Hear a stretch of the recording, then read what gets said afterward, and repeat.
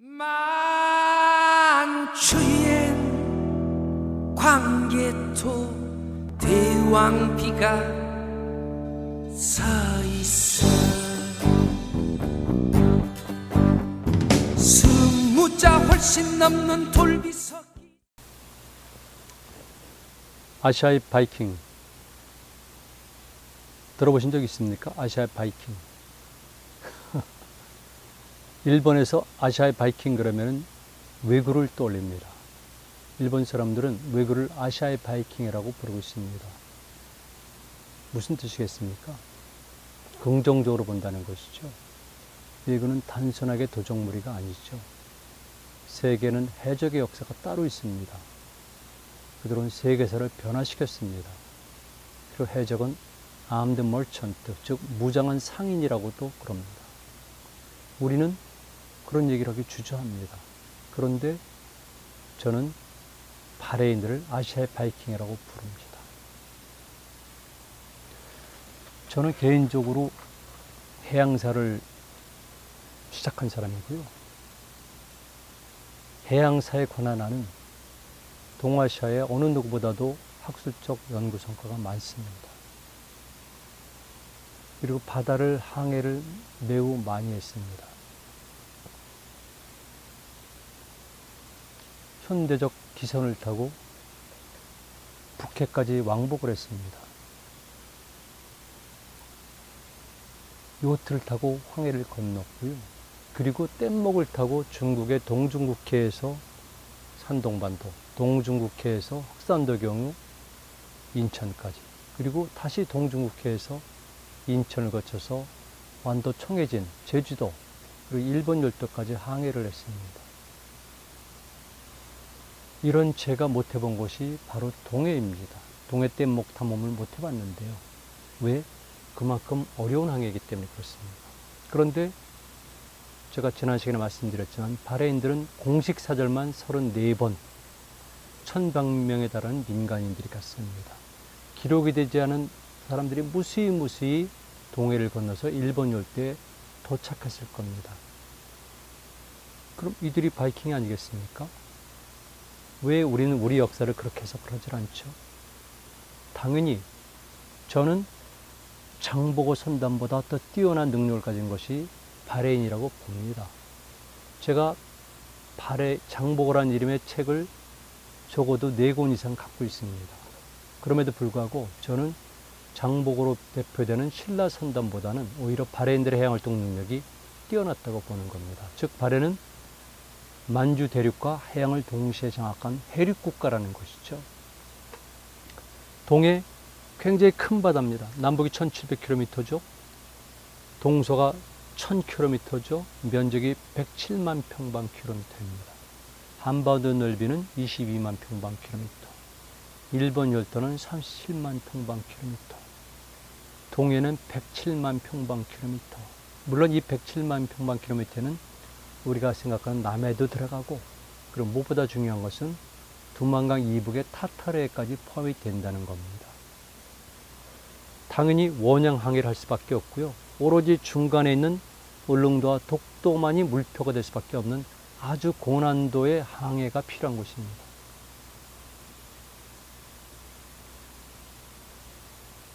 더 중요합니다. 특히 바레 입장에서는 훨씬 더 어려운 항해인데요. 흔히 말하는 바레가 있는 동만주 일대에서, 연해주 일대에서 일본 열도로 가려면 방향이 어떻습니까? 남동 방향으로 가야 되거든요. 그리고 전 근대의 모든 배들은 다 돛을 달았습니다. 돛담배입니다. 그렇다면 바레인들이 일본 열대에 가려면 언제 출항이 되겠습니까? 당연히 바람을 이용해야 되니까 남동 방향으로 가기 위해서는 북서풍을 타야 되는 것이죠. 잘 아시겠지만 북서풍이 부는 계절은 언제입니까?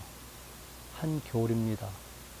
음력 10월부터 음력 1월, 2월 사이. 그래서 시베리아 기단, 우리 민족의 시온과도 연관이 되는 바이칼 지역부터 이런 북서 계절풍이 불어오는 계절에 바레인들은 출항할 수밖에 없다는 것이죠. 그렇다면 한겨울의 동해 바다, 늘 파도가 높고 한참 추운 동해바다를 항해해서 일본 요트로 가는 바레인들은 아시아 바이킹이죠. 그들 무시무시 죽습니다. 무시무시 다칩니다. 그럼에도 불구하고 그들은 건너갔던 것이죠. 재밌는 기록이 있습니다. 이게 일본에 남아 있는 건데요. 당시 발해 사신들이 가져온 건데 그 문서의 기록에 보면은, 문건에 보면은 중간에 천문생이란 글씨가 나온 걸 알 수가 있습니다. 천문생. 보이시죠? 천문생. 이랬을 경우에 천문생이란 것은 무엇이겠습니까? 바로 하늘을 관측하는 항해사라고 저는 해석을 하고 있는 겁니다. 천문생. 자, 바렌들이 사용한 항로를 살펴보도록 하겠습니다. 저는 네 가지로 구분을 했는데요. 첫째, 동해 북부 횡단항로. 둘째, 동해 북부 사단항로. 셋째, 동해 종단항로. 넷째, 연해주 항로. 이것도 남부와 북부로 나눴습니다. 좀 복잡한 것 같죠? 이게 복잡한 것 같지만 이거 알지 않으면 안 됩니다. 그러니까 추상적으로 보통 보면은 아무 데서나 출항하는 줄 알고 있고요. 가고 싶은 데 도착하는 줄로 알고 있습니다만 전혀 그렇지가 않습니다. 여러분이 보시는 것처럼 이렇게 우리가 말하는 동아시아 또는 동아지중해에는 기본적인 해류의 흐름이 있습니다. 보시면 알겠지만 이런 방향으로 가고 있기 때문에 바레인들은 이 해류를 부분적으로 활용할 수밖에 없습니다. 자, 보세요. 어떻습니까?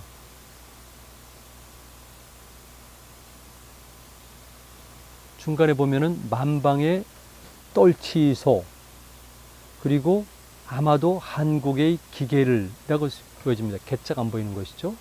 국자가 한국의 기계를. 그리고 가운데는 산경도라는 지도가 있는데요. 산경표에 근거해서 만든 지도입니다. 이것은 우리나라의 산천, 자연을 일본식 개념이 아니라 원래 우리식 개념으로 보는 겁니다. 우리가 말한 태백산맥, 제가 싫어하는 소설이죠. 또 소백산맥, 낭림산맥 이런 것들이 있는데 원래는 그런 용어가 없습니다. 백두대간, 정간 이렇게 되어 있는 거죠. 이건 뭐냐면 자연을 유기체로 보는 겁니다. 그래서 하나로 연결되어 있다는 것으로 보는 것이고요. 일본의 고토 분지로라는 학자가 이렇게 산맥 개념을 적용해서 우리를 태백산맥, 소백산맥, 낭림산맥 이렇게 구분한 겁니다. 그렇다면 당연히 우리 학자들은 다시 되찾아야 합니다. 그리고 역사관을 놓고 볼 때 우리가 자연을 지향한다면, 생태를 소중히 여긴다면, 환경사관을 갖고 있다면, 그렇다면 당연히 산맥 개념이 아니라 정간 개념, 대간 개념으로 봐야 되거든요. 아직도 안 그래요. 실질적으로 일반인들이 사용하는 백두대간이라는 용어는 우리나라의 지리학자나 지식인들이 한 것이 아니라 산악인들이 처음 사용한 겁니다. 그래서 일반화시킨 것이죠. 백두대간. 자, 오른쪽에 있는 사람은 지금은 지구상에 존재하지 않습니다. 즉 유명을 달리했다는 것이죠. 즉 희생당한 겁니다. 이 사진은 1998년도 1월 5일 날 찍은 거네요. 바로 1300호라는 뗏목인데요. 이 뗏목은 1997년도 12월 31일 날 블라디보스토크항을 출항했습니다. 그리고 일본 열도를 목표로 한 것 같습니다. 부산을 목표로 했다고 그러지만 전 개인적인 생각으로 당연히 항해 조건으로 볼 때 일본 열도로 갈 수밖에 없었던 것이죠. 이들이 탄 뗏목의 이름은 발해 1300호입니다. 1998년은 발해가 건국한 지 1300주년이 되는 해인데 유감스럽게도 한국에서는 이 사실을 잘 인지하고 못했습니다. 역사학계도 물론 마찬가지고요. 그래서 우리 사단법인 고구려연구회는 발해 건국 1300주년 국제학술회의를 준비했고 결국 실천을 했습니다. 그런데 이렇게 몇 명의 사람들이 발해가 건국하지 1300주년이란 것을 국민들에게 알리기 위해서 이런 의미 있는 퍼포먼스를 행한 겁니다. 그래서 5일째 되던 때 뗏목을 보니까 이렇게 뗏목 위가 얼음으로 얼어붙었어요. 뭐 당연한 것이겠죠. 이들은 결국 25일째 되던 날, 여러분들이 이 해도에서 보는 것처럼, 항해도에서 보는 것처럼 일본 열도의 오키제도의 도고섬에 있는 고가무라, 즉 오개천 앞바다 해벽에 부딪히면서 뗏목이 부서지고 4명 전원이 즉사했습니다.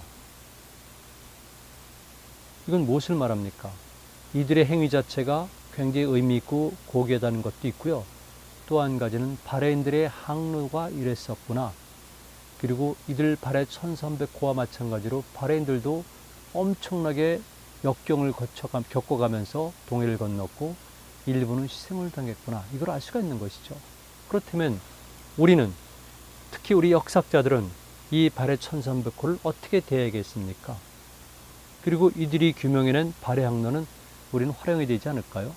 이 항로도는 바레 1300호가 결국은 난파됐을 때 우리 대원들이 현장에 가서 수습한 카메라에서 필름을 꺼내서 현상을 했고, 그리고 우리가 이렇게 항로도를 작성을 한 겁니다.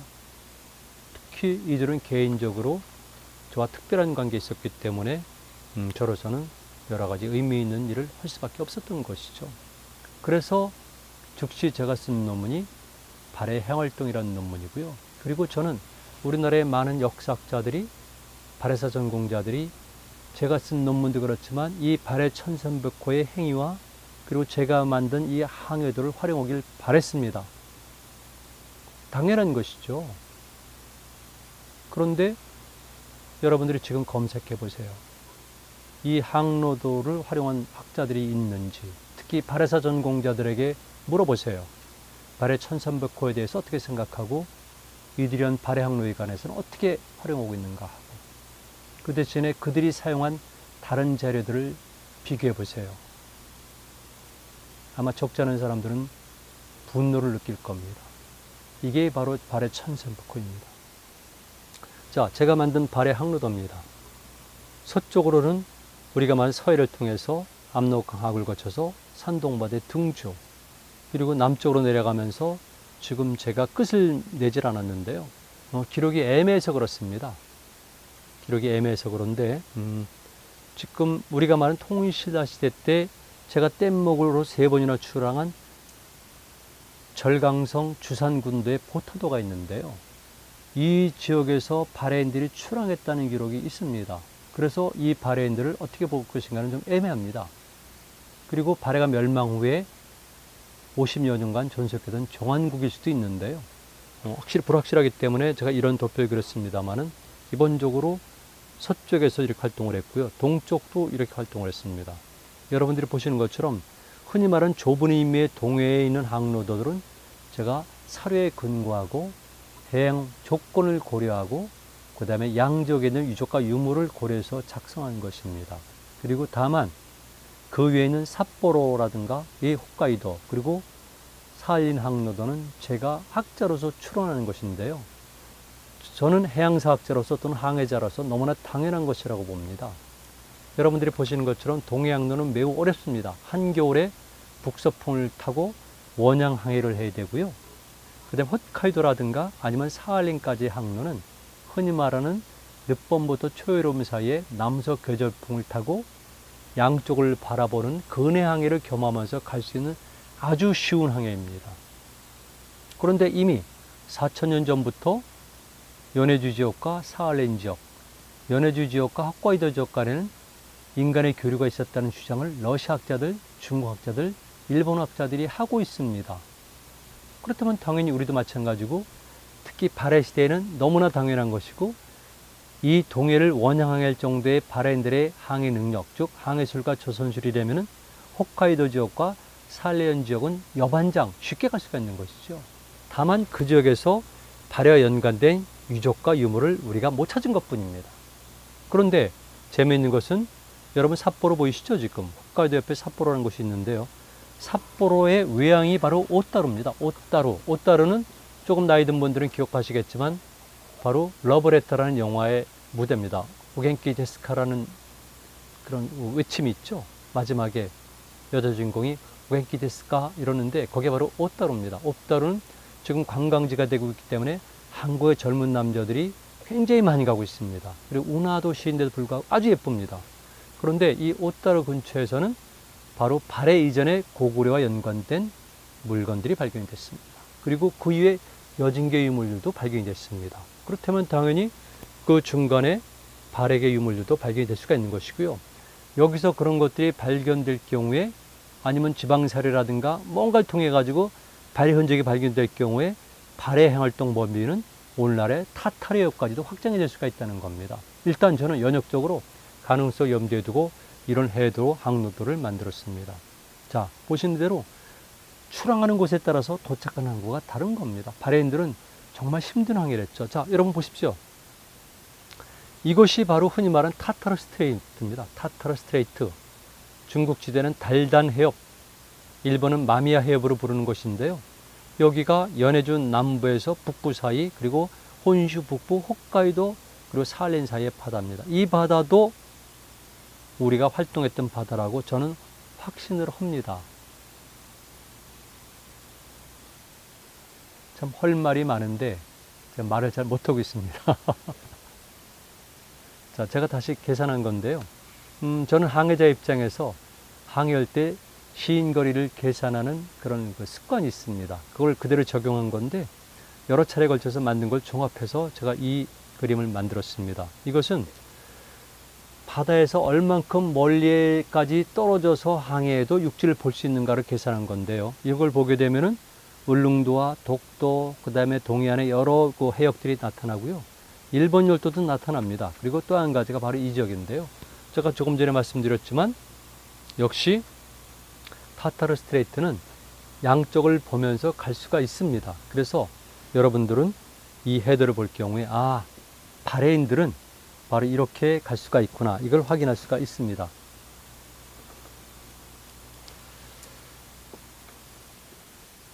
자, 일본 열도에 있는 그 이시카와 현의 노또 반도인데요. 이 노또 반도는 발해인들이 도착하기도 하지만 일본의 북에서 본국으로 돌아갈 때 마지막으로 최종적으로 출발하는 것이 바로 이 항입니다. 노또 반도의 후쿠라 항인데요. 제가 97년도에 가서 찍은 사진입니다. 바로 이 항구에서 마지막으로 배를 정비한 다음에 여기를 출항해서 망망대해를 거쳐서 본국에 도착합니다. 그리고 거기에는 발해와 연관된 유적이 있는데요. 이 유적은 사실은 좀 애매모호합니다. 일부 초기에는 일본 사람들은 고구려의 영향을 받은 말갈개 무덤으로 보기도 했고요.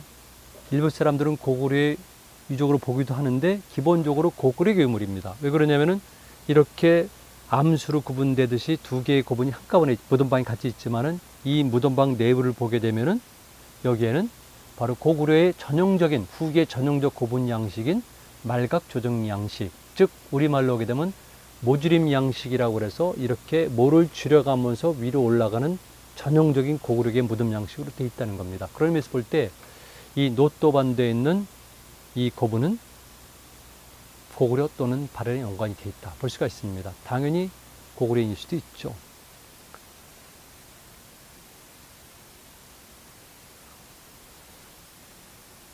자, 그럼 발해인들은 어떤 조선소를 가지고 있었을까? 유감스럽습니다.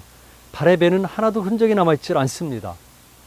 다만 일본 측의 기록을 통해서 발해인들은 처음에는 조그만 선박으로 왔고 후에는 큰 선박을 타고 왔고, 그런데 비교적 점차 후기로 가면서 대규모의 선단이 오다 보니까 5척을 이루었다는 걸 알 수가 있죠. 그런데 저는 확실히 모르기 때문에 제 경험을 통해서 이렇게 추정합니다. 첫째, 능파성, 파도를 가를 만한 능력이 있어야 된다.